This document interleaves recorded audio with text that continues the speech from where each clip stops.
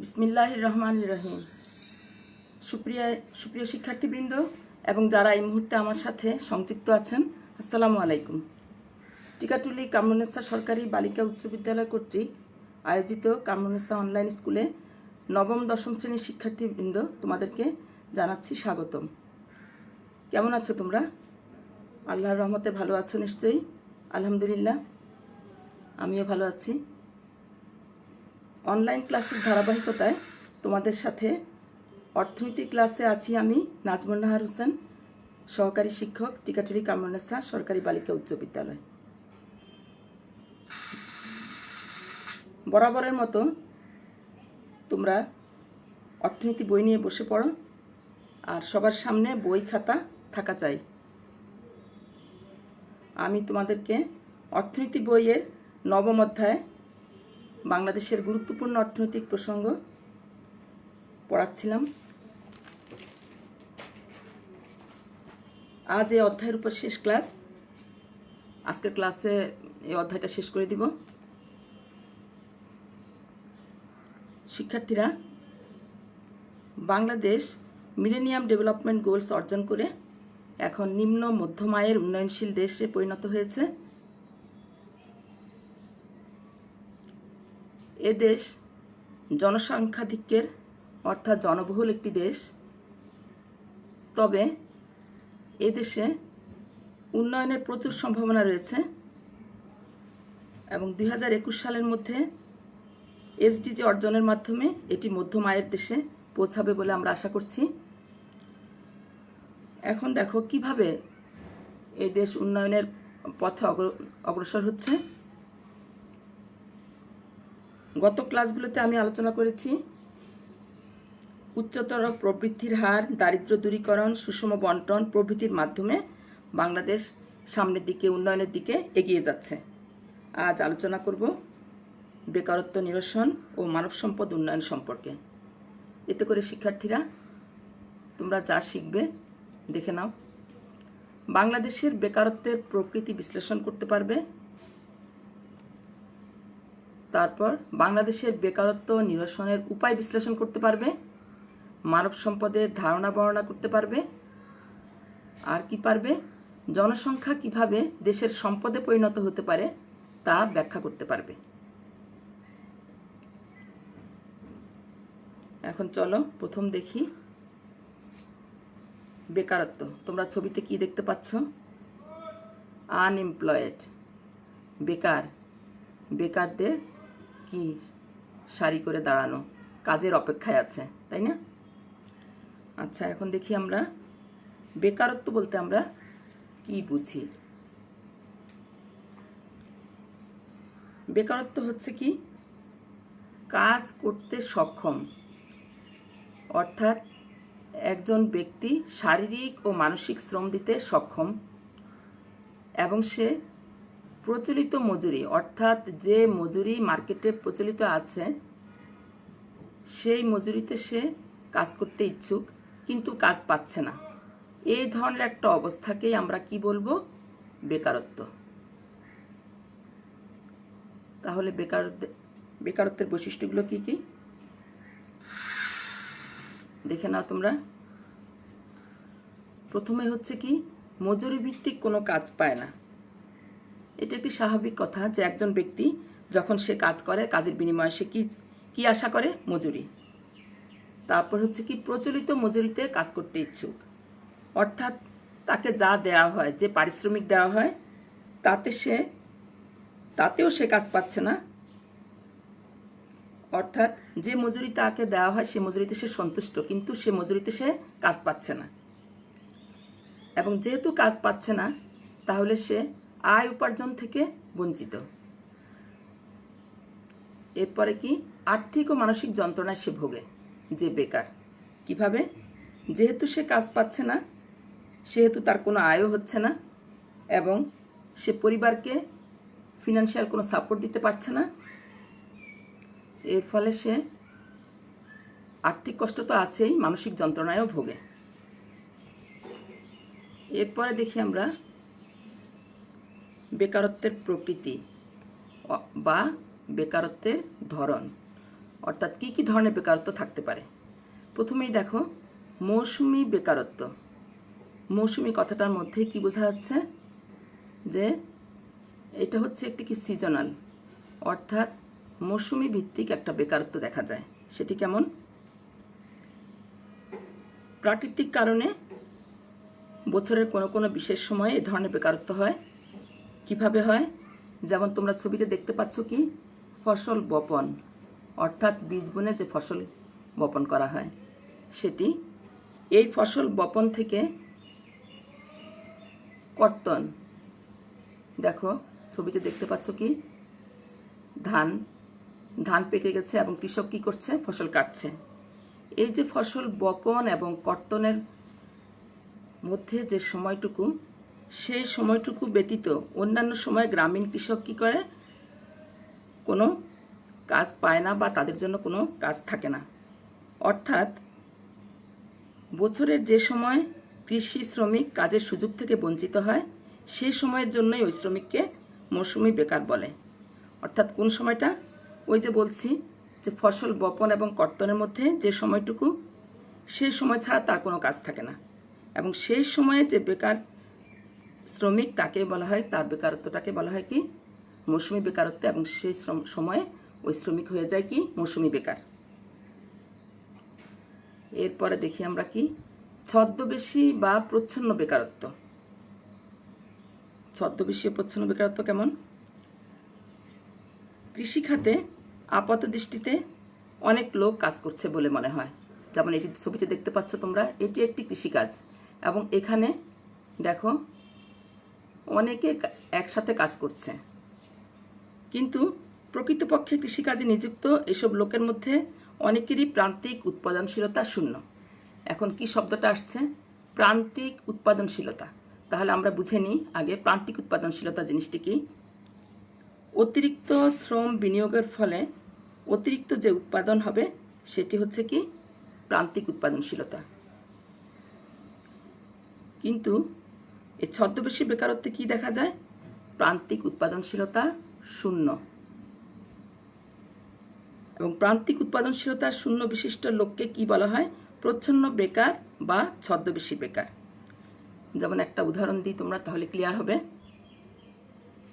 একজন কৃষকের মনে করো 2 বিঘা জমি আছে, সে একাই ওই জমিতে চাষবাস করে এবং নির্দিষ্ট পরিমাণ কাজের শেষে ফসল পায়। এখন যদি তার ওই 2 ছেলে বাবার সঙ্গে ওই জমিতে চাষের কাজে নিযুক্ত হয়, তাহলে আপাত দৃষ্টিতে কি মনে হবে? যে 3 জন লোক কাজে নিযুক্ত রয়েছে। কিন্তু প্রকৃতপক্ষে দেখা যাবে কি ওই কৃষক একা যা উৎপাদন করত, 2 ছেলে সহ যখন কাজ করছে তখনও তার উৎপাদনের পরিমাণ একই। অর্থাৎ কি দেখা যাচ্ছে? অতিরিক্ত 2 জন লোকের প্রান্তিক উৎপাদনশীলতা শূন্য। এর কারণ কি? 3 জন লোক একজনের কাজকে ভাগ করে নিচ্ছে। অর্থাৎ 3 জন কাজের জন্য দরকার নাই, কিন্তু যেহেতু কাজের অভাব সে সেখানে নিযুক্ত আছে। সুতরাং এই 2 জন শ্রমিককে আমরা প্রচ্ছন্ন বেকার বলতে পারি। তাহলে প্রচ্ছন্ন বেকারত্ব কি? সেই ব্যবস্থা যেখানে শ্রমিক আপাত দৃষ্টিতে কাজ করছে বলে মনে হয়, কিন্তু তার প্রান্তিক উৎপাদনশীলতা শূন্য। আমরা এরপরের বেকারত্বটা কি দেখি। দেখো তোমরা সাময়িক বেকারত্ব। সাময়িক বেকারত্ব সেটি কি? পেশা পরিবর্তনের সময় যে বেকারত্ব তৈরি হয় তাকে আমরা কি বলতে পারি? সাময়িক বেকারত্ব। মনে করো ছবিতে তোমরা দেখতে পাচ্ছ একজন গার্মেন্টস কর্মী, সে ধরে নাও গার্মেন্টসে যখন কাজ করে তখন সে তার ইচ্ছা হলো কি গার্মেন্টসের কাজ সে নিজেই একটা কিছু করবে। কি করবে? মনে করো সে ব্যবসা করবে, মানে মুরগির খামার দিবে। এখন সে গার্মেন্টসের কাজ থেকে যখন সে তার মনস্থির করলো কি যে ব্যবসায় কাজ শুরু করবে, তখন এই যে কাজটা সে পরিবর্তন করবে ঠিক করে নিল, এই সময়টুকুর মধ্যে নিশ্চয়ই ব্যবসা শুরু করতে তার আর্থিক সাপোর্ট লাগবে, তারপর তার পরিকল্পনা প্রয়োজন হবে, এবং এইটুকুর মধ্যে এই ট্রানজিশন পিরিয়ডে তার অনেক কাজ আছে, এবং এই সময়টুকুতে সে বেকার। সে কিন্তু গার্মেন্টসের কাজ ছেড়ে সাথে সাথেই কিন্তু ব্যবসা শুরু করতে পারবে না। তার যে সাময়িক যে সে বেকার থাকবে, এটাকেই বলা হয় কি সাময়িক বেকারত্ব। কারণ এ কাজ পরিবর্তনের মাঝখানে সে কি থাকবে, কর্মহীন থাকবে। আমাদের দেশে সাধারণত সাময়িক বেকারত্ব লক্ষ্য করা যায়। তাহলে আমরা কি দেখতে পেলাম? বাংলাদেশের গ্রামীণ সমাজে জনসাধারণের কৃষিকাজ ব্যতীত অন্য কাজ কম থাকায় উপরিউক্ত বিভিন্ন ধরনের বেকারত্ব দেখা যায়। এখন আমরা দেখি এই বেকারত্ব আমরা কিভাবে নিরসন করতে পারব, বা বেকারত্ব নিরসনের উপায়। প্রথমেই দেখো, কৃষিক্ষেত্রে উন্নয়নের মাধ্যমে। কৃষিক্ষেত্রে উন্নয়ন, তার মধ্যে কি কি অন্তর্ভুক্ত থাকতে পারে? সেচ ব্যবস্থার উন্নতি, তারপর বহু ফসলি চাষাবাদ, অর্থাৎ এক জমিতে বিভিন্ন রকমের ফসল চাষ করা, তারপর গবাদি পশু পালন, বনায়ন, হাঁস মুরগি পালন, আর কি আছে, মৎস্য চাষও আছে। আচ্ছা, এখন দেখো কিছু ছবি দেখো তোমরা। এটা কি গবাদি পশু পালনের ছবি দেখতে পাচ্ছ, মানে গৃহপালিত পশু পালন। তারপর দেখো বনায়ন, যেটা বৃক্ষরোপণ। এরপর দেখো মাছের চাষ, এর ক্ষেত্রেও কৃষির উন্নয়ন হতে পারে। এবার দেখো অকৃষি ক্ষেত্রে উন্নয়ন, অর্থাৎ অকৃষি ক্ষেত্রে উন্নয়নের মাধ্যমে কিভাবে বেকারত্বের সমস্যাটা গুছানো যায়।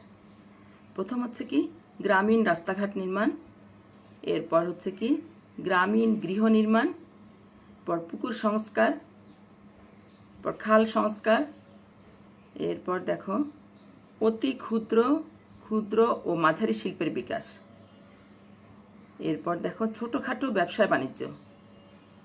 এগুলো হচ্ছে কৃষির সাথে সংযুক্ত নয়, কিন্তু অকৃষি ক্ষেত্রে উন্নয়নের মাধ্যমে আমরা কর্মসংস্থান হবে এবং তার দ্বারা বেকারত্বের সমস্যার সমাধান করা যাবে। আচ্ছা, এখন দেখি গ্রামীণ রাস্তাঘাট নির্মাণের একটি ছবি দেখো তোমরা। এভাবে রাস্তাঘাট নির্মাণ হচ্ছে, পিচ ঢালাই হচ্ছে। এরপরের ছবিটা দেখো গ্রামীণ, এখানে কি হচ্ছে, গ্রামীণ গৃহ নির্মাণ হচ্ছে। আচ্ছা, তারপরের ছবিটা দেখো ক্ষুদ্র শিল্প, কিছু কি বেতের জিনিসপত্র তৈরি, এগুলো বিক্রি করেও কর্মসংস্থান হয়, আয় উপার্জন করে। মাঝারি শিল্প ছবি দেখতে পাচ্ছ, এ থেকেও আয় উপার্জন হতে পারে। আচ্ছা, এরপরে দেখো বেকারত্ব নিরসনের আরও কিছু পদক্ষেপ, সেটি কিভাবে। প্রথম দেখো ছদ্মবেশী বেকারত্ব নিরসন। অনুন্নত দেশের কৃষি ব্যবস্থা সাধারণত এই ছদ্মবেশী বেকারত্বই দেখা যায় বেশি। কৃষি খাতের শ্রমিকের মজুরির চেয়ে শিল্প খাতের শ্রমিকের যদি মজুরি বেশি হয়, তাহলে কি দেখা যায়, শিল্প খাতে শ্রমিকের যোগান বেড়ে যায়।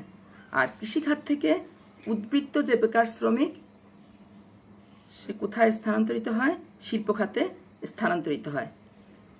এই পদ্ধতিতে আমরা ছদ্মবেশী বেকারত্বটাকে নিরসন করতে পারবো। তারপর দেখো মূলধন বিনিয়োগ ও বেকারত্ব নিরসন। উন্নয়নশীল দেশে, যেমন আমাদের দেশে, বেকারত্ব নিরসনে নির্দিষ্ট পরিমাণ মূলধন বিনিয়োগ দ্বারা প্রথমে শিল্পের উন্নয়ন এবং পরবর্তী সময়ে শিল্পের যান্ত্রিক কৌশলগত উন্নয়ন করলে শ্রমিকের কি হবে, প্রান্তিক উৎপাদনশীলতা বাড়বে। কিছুক্ষণ আগে আমি প্রান্তিক উৎপাদনশীলতা বুঝিয়েছি, বাড়বে এবং শ্রমিক নিয়োগও বেড়ে যাবে। শ্রমিক নিয়োগ বাড়া মানে কি, শ্রমিকের কর্মসংস্থান হবে এবং এভাবে বাংলাদেশের বেকারত্ব হ্রাস পেতে পারে। এরপর দেখো কৃষি যন্ত্রপাতি উৎপাদনের জন্য গ্রামীণ ক্ষুদ্র শিল্প স্থাপন। কৃষি খাতে যে সকল ছোট যন্ত্রপাতির দরকার হয়, এগুলো কৃষিভিত্তিক অতি ক্ষুদ্র এবং ক্ষুদ্র শিল্পের মাধ্যমে তৈরি করা যায়। আর এ ধরনের শিল্প যদি গ্রামে প্রতিষ্ঠা করা হয়, তাহলে কি হবে, গ্রামীণ বেকারত্ব দূর হবে। এরপর দেখো, গ্রামীণ ব্যবস্থায় কৃষিভিত্তিক শিল্প স্থাপন। গ্রামীণ ব্যবস্থায় কৃষিভিত্তিক শিল্প স্থাপন। কৃষি পণ্যের সাধারণত প্রক্রিয়াজাতকরণের জন্য কৃষিভিত্তিক শিল্প প্রতিষ্ঠা করা যায়। যেমন মনে করো পাট হলো কৃষকের উৎপাদিত একটি পণ্য, এবং সেটিকে যদি আমি প্রক্রিয়াজাত করি, সে প্রক্রিয়াজাত মানে পাট থেকে আমি কি তৈরি করতে পারি, চট, তারপর সালার ব্যাগ, এগুলো পরে কার্পেট বেকিং ক্লথ, এগুলো তৈরি করি, তাহলে সেই জন্য কি করতে হবে, কৃষিভিত্তিক শিল্প প্রতিষ্ঠা করতে হবে। এর মাধ্যমে কি হবে, তাহলে শিল্পের কর্মসংস্থান বাড়বে, অন্যদিকে কৃষি উৎপাদন বাড়বে, এবং আরও অধিক শ্রমিকের কর্মসংস্থানের দরকার হবে, অর্থাৎ দরকার হবে মানে তারা কর্মসংস্থানের ব্যবস্থা হবে। মোট কথা কি বলতে পারি, দেশের বেকারত্ব নিরসন হবে। আরও কিছু পদক্ষেপ দেখি আমরা।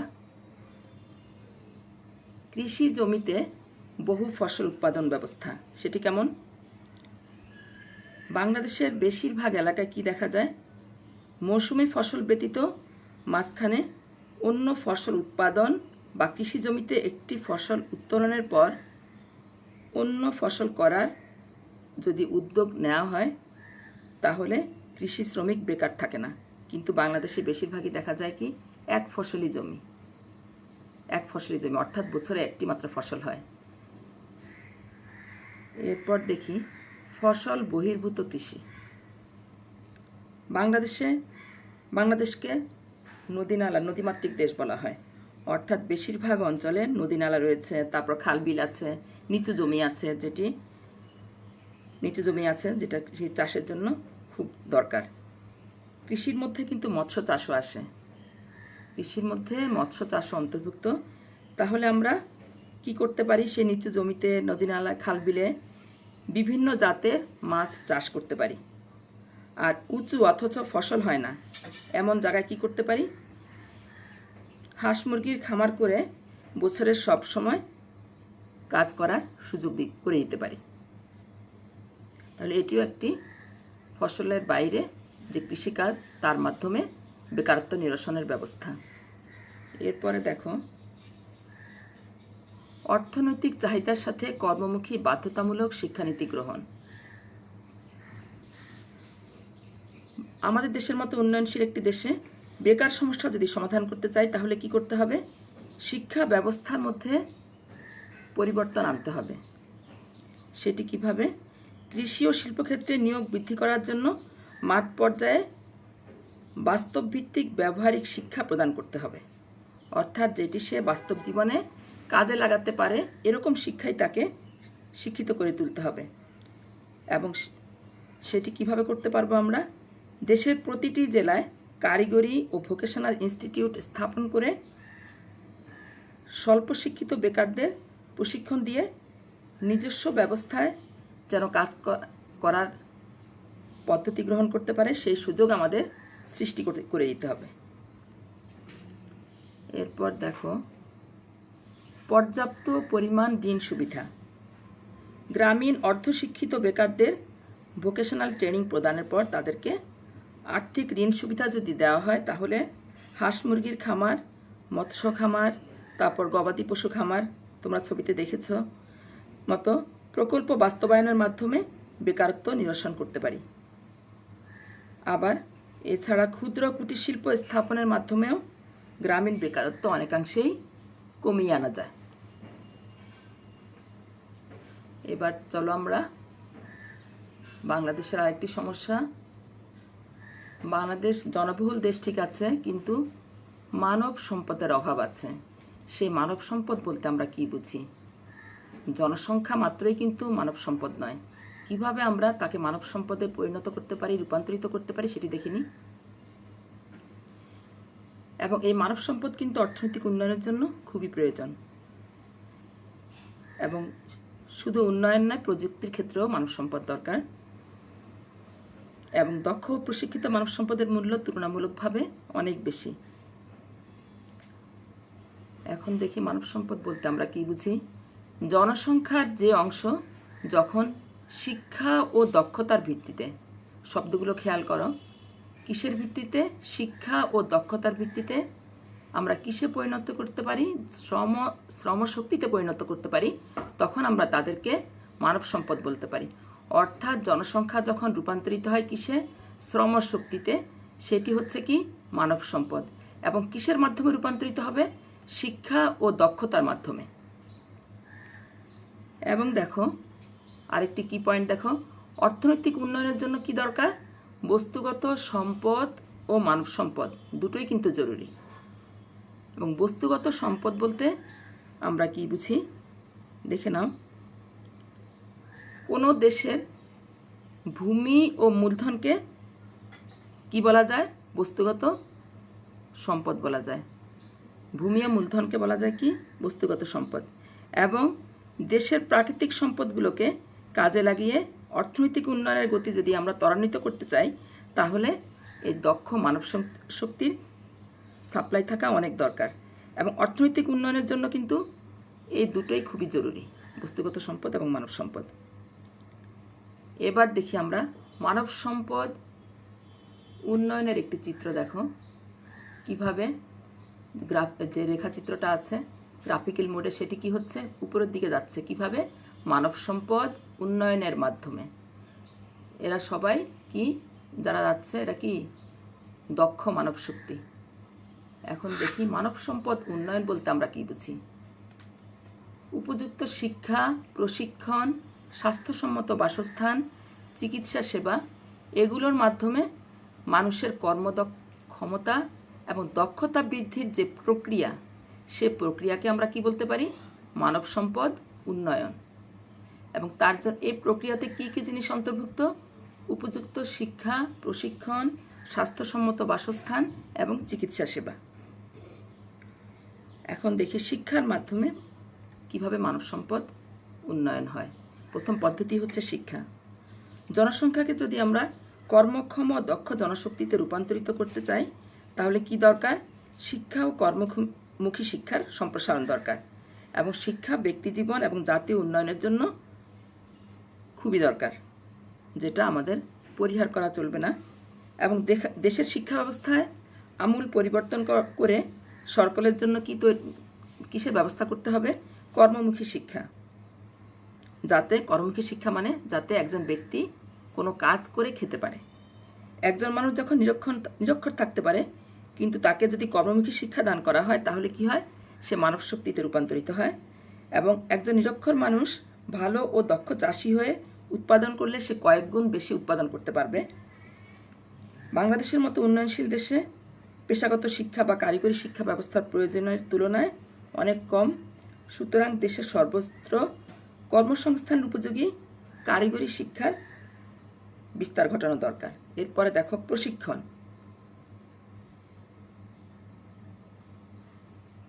এটা হচ্ছে শিক্ষা নিচ্ছে তারা। এরপরে হচ্ছে কি? প্রশিক্ষণ। দেখো প্রশিক্ষণের মাধ্যমে কি কি? দেখো কর্মশালার দরকার হয় প্রশিক্ষণের জন্য। এর ফলে কি পাওয়া যায়? উন্নয়ন, দক্ষতা, কোচিং, জ্ঞান এবং শিক্ষা প্রদান, শিক্ষা গ্রহণ এবং শিক্ষা প্রদান সবই প্রশিক্ষণের মাধ্যমে অর্জন করা যায়। তাহলে দেশের শিক্ষিত এবং প্রশিক্ষিত জনবল অধিক উৎপাদনে কিন্তু সক্ষম হয়। এবং প্রশিক্ষণবিহীন শিক্ষিত মানুষের গুণগত মান উন্নয়ন সম্ভব নয়। এবং মানব সম্পদ উন্নয়নের জন্য কি জরুরি? প্রশিক্ষণ জরুরি। প্রশিক্ষিত শ্রমশক্তিকে অধিক উন্নত প্রযুক্তিগত কর্মে প্রয়োগ করলে তা থেকে প্রাপ্তি অনেক বেশি হয়। তাছাড়া প্রশিক্ষিত লোক কোনো কাজের ক্ষেত্রে দ্রুত ও সময়োপযোগী সিদ্ধান্ত নিয়ে ভালো ফলাফল দিতে পারে। এবার দেখি আমরা জনস্বাস্থ্যের উন্নয়ন। সেটি কিভাবে সম্ভব? সুষম খাদ্য গ্রহণ, তারপর হচ্ছে সুষম খাদ্যের চিত্র দেখতে পাচ্ছ তোমরা। পরিচ্ছন্ন পরিবেশ দরকার এবং এগুলো স্বাস্থ্য রক্ষার জন্য কিন্তু মৌলিক উপাদান। দেশের সব নাগরিককে এই অপরিহার্য উপাদানগুলোর সঙ্গে পরিচিতি ঘটানো দরকার। এবং দেশের যেসব মানুষ মনে করো ভগ্ন স্বাস্থ্য, তারপর দুর্বল, কর্মবিমুখ, তাদের যে কোনো মূল্যে চিকিৎসার সুযোগ সুবিধা দিয়ে স্বাস্থ্যের উন্নতি করা যায়। এরপর দেখো খাদ্য পুষ্টি। দেশের জনশক্তিকে জনসম্পদে রূপান্তরিত করতে হলে সুষম খাদ্য ও পুষ্টি সম্পর্কে তাদেরকে জনসচেতনতা তাদের মধ্যে সৃষ্টি করতে হবে এবং এভাবে তাদেরকে গড়ে তুলতে হবে। এবং এই উদ্দেশ্যে দেশের সরকার, রাজনৈতিক দল, ব্যক্তি, ডাক্তার, বিজ্ঞানী, কৃষক, শ্রমিক সহ প্রত্যেকেরই জনসচেতনতা সৃষ্টির জন্য এগিয়ে আসতে হবে। এরপর দেখি আমরা উপযুক্ত বাসস্থান। স্বাস্থ্যসম্মত নিরাপদ বাসস্থান মানুষের কর্মদক্ষতা বৃদ্ধি করে। সুতরাং পরিকল্পিত উপায়ে দেশের সরকারি ও বেসরকারি খাতে বাসস্থানের সুযোগ সুবিধা বৃদ্ধির ব্যবস্থা রাষ্ট্র থেকেই করতে হবে। এরপর হচ্ছে কি নারীর ক্ষমতায়ন। নারীর ক্ষমতায়ন শিক্ষা প্রশিক্ষণের মাধ্যমে কি করতে পারি আমরা?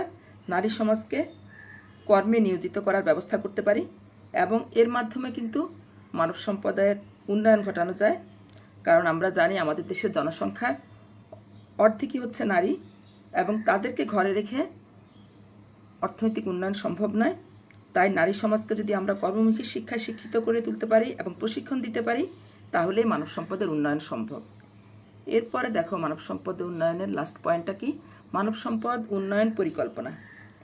বাংলাদেশের জনগণের কর্মদক্ষতা ও গুণগত মান বৃদ্ধি করার জন্য মানব সম্পদ উন্নয়নের জন্য লাস্ট লেভেল কী করতে হবে? সুষ্ঠু পরিকল্পনা গ্রহণ করতে হবে এবং শুধু পরিকল্পনা গ্রহণ করলেই হবে না, তার বাস্তবায়নেরও ব্যবস্থা করতে হবে।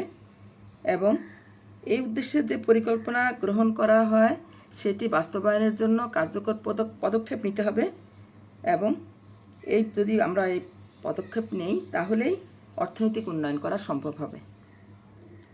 শিক্ষার্থীবৃন্দ, তাহলে আমরা এতক্ষণ কি কি দেখেছি? আজকের ক্লাসে আমরা দুটো গুরুত্বপূর্ণ সমস্যা দেশের কি কি বেকারত্ব এবং মানব সম্পদ দুটো নিয়ে আলোচনা করেছি এবং এটি কিভাবে নিরসন করা যায়, কিভাবে মানব সম্পদের উন্নয়ন করা যায় সেটিও দেখেছি। এখন আমরা যাচাই করে দেখি তোমরা কতটুক বুঝতে পেরেছ। তোমরা খাতায় লিখো অথবা কমেন্ট বক্সে উত্তর দিবে। প্রথম প্রশ্ন দেখো, যেসব কৃষকদের প্রান্তিক উৎপাদনশীলতা শূন্য তাকে কি বলে? তাকে কি বলে? প্রান্তিক উৎপাদনশীলতা শূন্য হলে সে কি হবে? ছদ্মবেশী বেকারত্ব। এরপর দেখো, পেশা পরিবর্তনের কারণে কোন ধরনের বেকারত্ব সৃষ্টি হয়? সাময়িক বেকারত্ব, তাই না? এক পেশা থেকে আরেক পেশা যাবে, এটা যদি স্থির করে তাহলে সাময়িকভাবে তার মধ্যে বেকারত্বের সৃষ্টি হয়। তারপর দেখো, কোনো দেশের ভূমি ও মূলধনকে কি ধরনের সম্পদ বলা হয়? কি ধরনের সম্পদ বলা হয়? বস্তুগত সম্পদ। পর দেখো, উন্নত দেশ কোনটি গঠনে বিশেষ নজর রাখে? দক্ষ জনশক্তি গঠনে বেশি নজর রাখে উন্নত দেশ, তাহলে এর মাধ্যমেই তাদের উন্নয়ন সম্ভব হয়। এবার চলো বাড়ির কাছে যাই আমরা।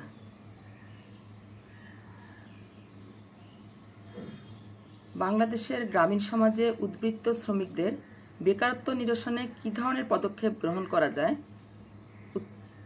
সেটি লিখবে এবং পদক্ষেপগুলো যে লিখবে তার সপক্ষে আবার তোমরা যুক্তি দিয়ে বিশ্লেষণ করবে। শিক্ষার্থীবৃন্দ, তোমাদেরকে তাহলে ধন্যবাদ। সবাই ভালো থাকো, সুস্থ থাকো। এই করোনাকালীন সময়ে সবাই নিরাপদে থাকো এবং স্বাস্থ্যবিধি মেনে চলো। এই বলে আমি আজকের ক্লাস এখানে শেষ করছি। সবাইকে ধন্যবাদ। আসসালামু আলাইকুম।